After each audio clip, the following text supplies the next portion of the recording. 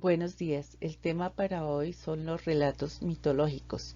Vamos a ver las clases de mitos y las características narrativas en esta primera parte. Bueno, vamos a empezar por definir qué es el mito.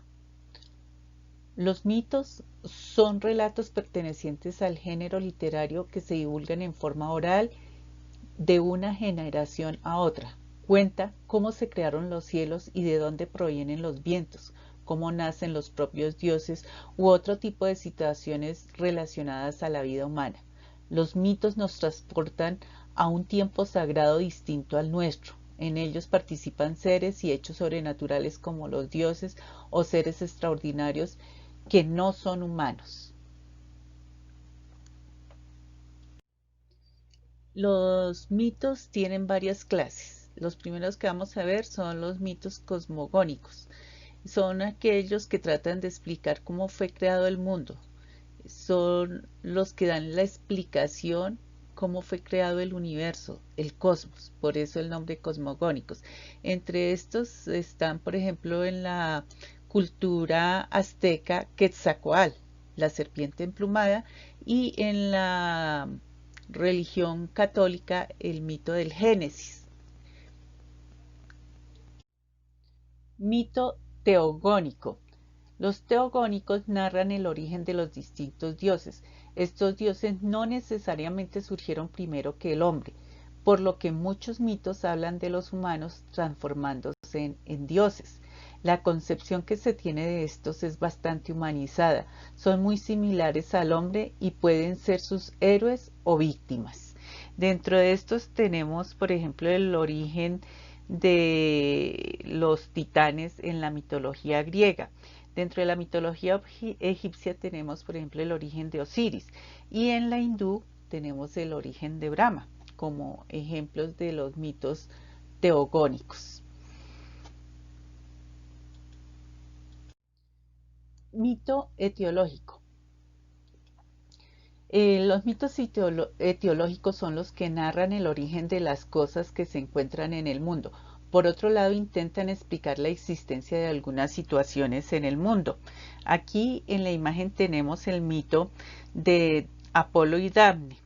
Esta historia cuenta que Apolo se burló de Eros. Eros, molesto por la arrogancia de Apolo, ideó la forma de vengarse de él, de Apolo, y para ello le arrojó una flecha de oro que causaba un amor inmediato a quien hiere.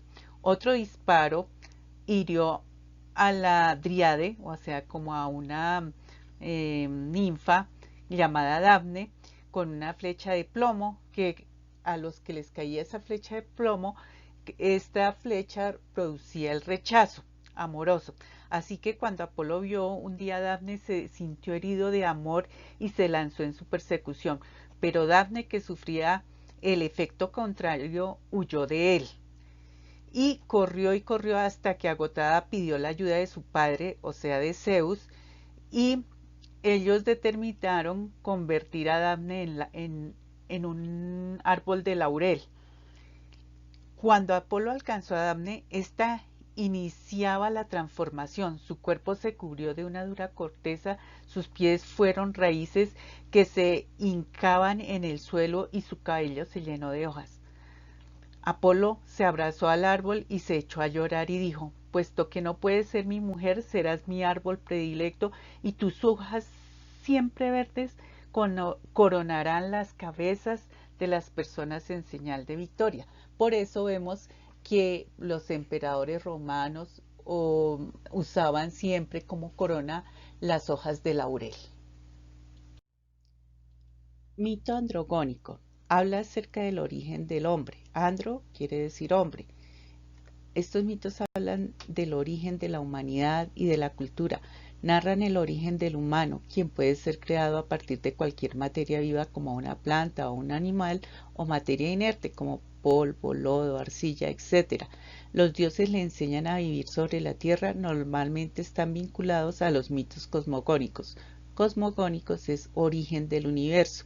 Algunos ejemplos que tenemos dentro de estos mitos son, por ejemplo, el Génesis, donde Dios creó al hombre, la mujer y el universo y todo el cosmos.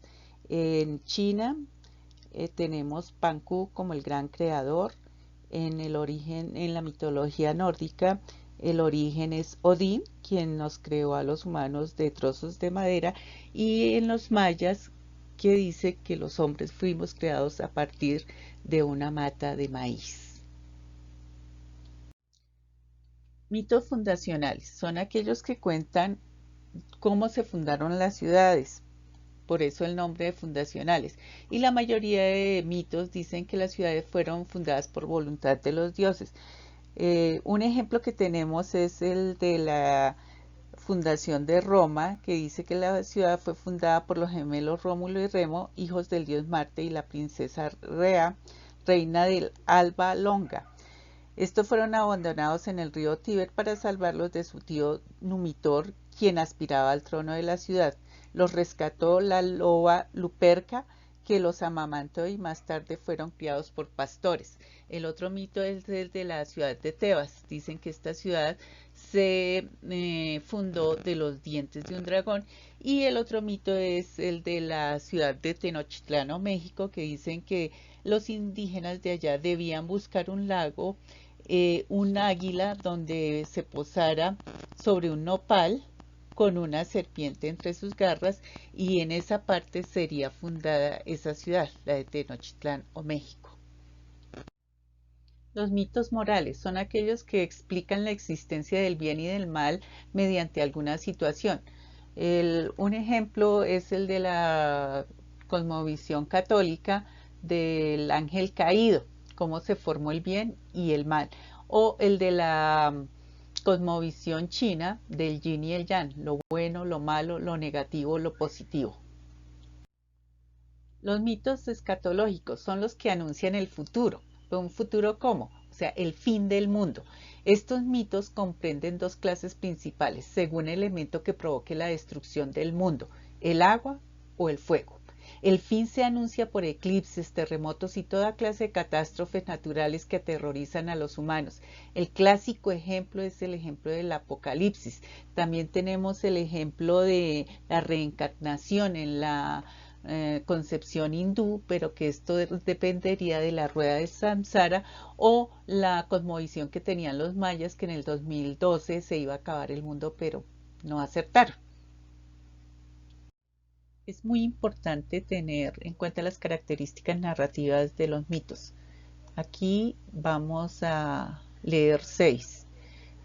Uno trata sobre el origen del universo, la vida, las cosas. Los mitos tienen como función principal repetir un modelo ejemplar de las actividades significativas del ser humano. Su estilo literario está orientado por aspectos religiosos y sagrados, donde el hombre aparece hecho a semejanza de un dios. Sus personajes son seres sobrenaturales, monstruos, héroes, dioses o semidioses. Los espacios donde se desarrollan las historias de los mitos son la tierra y la naturaleza como lugares sagrados. El tiempo en que se presentan los hechos corresponden a momentos históricos de los orígenes del mundo y de las cosas. El taller consiste en observar en esta dirección o este link el video sobre Eris, la diosa de la discordia, y luego contestar las 3 actividades. Las 2 primeras es identificar solamente una opción, y en la tercera es identificar y explicar 3 características narrativas del mito de Eris, la diosa de la discordia. Todo la base para que ustedes contesten está en la presentación de la videoclase. Estas son las referencias bibliográficas. Gracias y que tengan un bonito día.